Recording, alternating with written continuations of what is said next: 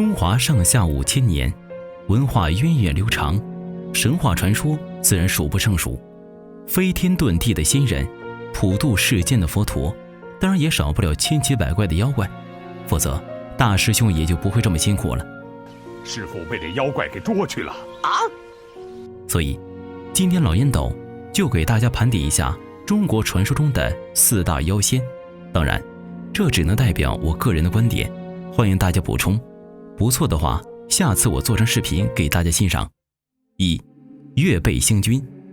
电视剧《西游记》中的大师兄孙悟空忙着捉妖保护唐僧，似乎没有和哪个女神仙或者女妖精传过绯闻。难道大圣真的和晴子无缘吗？据《南游记》卷4华光三下风多记载，大圣有一女，名叫月背星，但见她生得目大腰宽，口阔手粗，脚长头歪，脚生4打雷，遇见了不死178。这里还有个故事，据说华光大帝曾变成齐天大圣的模样去偷仙桃，连累孙悟空受罚，孙悟空就带了月背去兴师问罪，结果大圣说了，看自己爹被欺负，月背顿时就不高兴了，上来就是一法宝。原文是这样写的：那月背星见父败走了，便将他的骷髅头敲动，叫声华光，华光即刻头痛眼昏，走回山洞。那月背星的骷髅十分厉害，人被他叫名烤了3日内自死。最后月背生擒了华光大帝，还得华光的师傅火焰王光佛来求情的，才将这事了去，可见月背实力之强。当然这是比《西游记》更早的版本了，后来由于老吴写太好了，其他版本现在已经很少谈及了。2. 金翅大鹏。对于金翅大鹏，相信大家并不陌生。《西游记》中太白金星是这样说的，这家伙厉害得不得了，不仅法力无边，势力庞大，拥有47000小妖，而且背景硬得吓人。他到灵山，500罗汉要出来迎接，上天宫，天上星宿要出来迎接，4海龙王、8洞神仙都是他的好朋友。如果不是幕后大佬如来出面，恐怕《西游记》的结局就要改写了。所以有很多网友说他是西游第1妖，也是可以理解的。另外，根据《长阿含经》记载，金翅鸟有卵生、胎生、湿生、化生等4种。卵生之金翅鸟可是卵生之龙，胎生之金翅鸟可是胎生、卵生之龙，湿生之金翅鸟可是湿生、卵生、胎生之龙，化生之金翅鸟可是化生及其余诸种之龙。总之就都是以龙为食。观佛3位海经卷1载，此鸟以业报之故，得以诸龙为食，余焉弗提。一日之间可是一龙王及500小龙，总之很凶很猛就对了。3. 狐仙。玄中记曰，狐50岁能变化为妇人，100岁为美女，为神巫，能知千里外事，善蛊魅，使人迷惑失智，1000岁即与天同，为天狐。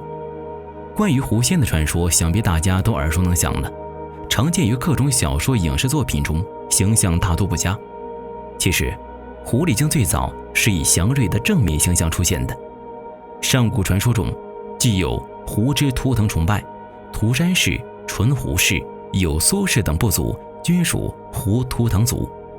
狐狸在先秦两汉的地位最为尊崇了，与龙、麒麟、凤凰一起并列4大祥瑞之一。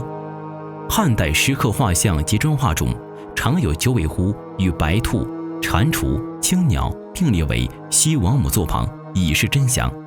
还有人总结说，狐狸有3德：毛色如何，符合中庸之道；身材前小后大，符合尊卑秩序；死的时候头朝自己洞穴，是不忘根本。由此可以推论，狐狸在夏至汉2000多年的日子里是生活得非常滋润的。汉代以后，狐狸精作为祥瑞的地位急剧下降，先前对狐狸的好话全没了，剩下的都是些不体面的词，如狐疑、狐媚、狐臭之类，都快成为贬义词大本营了。比如9尾狐曾经被视为祥瑞，是一个具有正面形象的妖怪，但如今我们提到9尾狐，想到更多的却是不好的印象。4. 龙女。龙女是神话传说中龙王的女眷，成为龙王的女儿。龙女这一传说形象最初来源于佛教，在唐代以前，虽然本土神话也有不少龙神，但从未出现龙女这种形象。考其来源，佛教传说里，那迦蛇通常有不少妻妾子女等眷属形象。佛教传入国内后，因此也引入了龙王眷属的说法。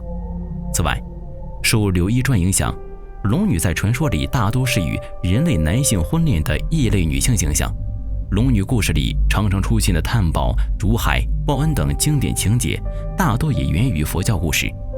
唐朝李朝威的《柳毅传》就记载了这样一个故事：唐朝仪凤年间，书生柳毅从长安赴考，落地回南方，途经陕西泾阳，路遇一年轻美貌的少女在河边牧羊，满面愁容，翘首难望，哀哀哭泣。经问明缘由，才得知她是洞庭龙君之女龙女三娘，嫁给泾河龙王的次子为妻。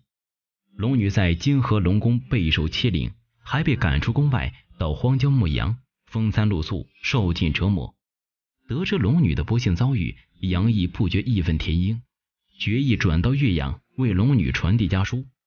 柳毅一路奔波至洞庭，在洞庭湖边找到了龙女所说的枯井，在井旁的一株麝菊树上，用龙女的金钗连扣3下，惊动了巡海夜叉出营，送她从枯井下到台阁相向，门户万千，奇草珍木，无所不有的洞庭龙宫。